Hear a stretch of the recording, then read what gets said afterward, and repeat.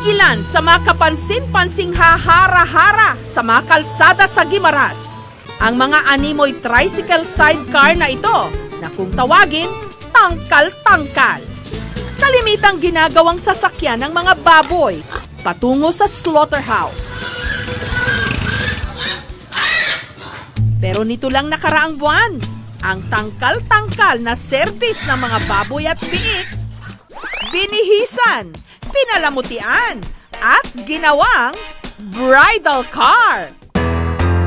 Opo, ang sasakyan ng mga kakatayin ang naghatid sa simbahan sa bride na si Jeniza. Siling ko magpakasal ko, dapat memorable kaya muna na ang last move lang nga pagdalaga. Tangkal ang sakyan para nga live sa mga tao.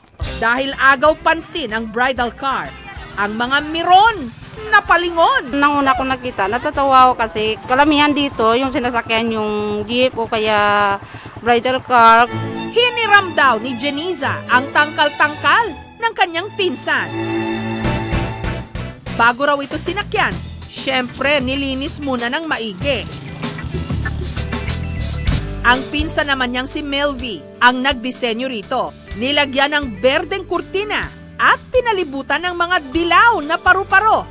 Bagay sa yellow motif ng kasal. Okay naman po. Dahil? Wala po kaming budget eh. Then, tangkal na lang. Importante yung kasal, hindi yung pabunga-bunga. Mula sa bahay ng bride, sinundo siya ng bridal tangkal-tangkal. Ang nagsilbi naman niyang upuan, feeling fresh daw ang pakiramdam ni Jeniza dahil open air ang kanyang service. Pero dahil mainit, hindi na iwasang mahulas ang kanyang beauty. Kaya to the rescue lagi ang kanyang makeup artist. Feeling ko para akong muse na pinaparada sa buong bayan. Request daw talaga ni Jeniza na sumakay sa tangkal-tangkal patungo sa simbahan. Kung magre-renta raw kasi sila ng bridal car, gagastos sila ng mula 5 hanggang 10,000 pesos. Ang groom naman na si Jobert, wala raw ditong problema. Kahit tangkal-tangkal ang kanilang bridal car. Ang mas mahalaga, magkasama silang maglalakbay sa biyaheng forever.